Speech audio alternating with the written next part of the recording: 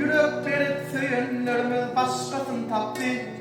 Ayrılıp gelip bugün ben kapıyımı kaptı. Vakt geçen o günden kucağımda uklattı. Bugün olsa gidip başkası bilen yattı. O gitmek akar yönüm ağlarmaktı.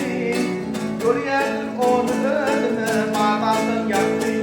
Bugün çıktı kucağım onu uklamaktı. Şimdi doğruyum yanlış yalan söyledim. Benim baktım kara bolluyum ve dostum. Ölümdür bağlanı yalan santarlık buldum. Allah nefil etsin bize sevgim olsun.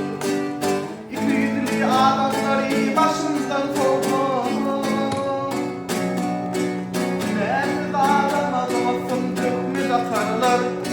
Bugünle tanışıp akşam gidip yatarlar. Ne çığlım köymüşünü kulu satarlar. Sıntırsın ayrı bilen yaparlar. Benim baktım kara bolluyum güzel dostum. Ölümdür bağlı yalan sakarlık olsun. Allah nefil etsin bize sevgim olsun. İki yüzlü adamları başımdan soğudum. Benim baktım kara bolluyum güzel dostum. Ölümdür bağlı yalan sakarlık olsun.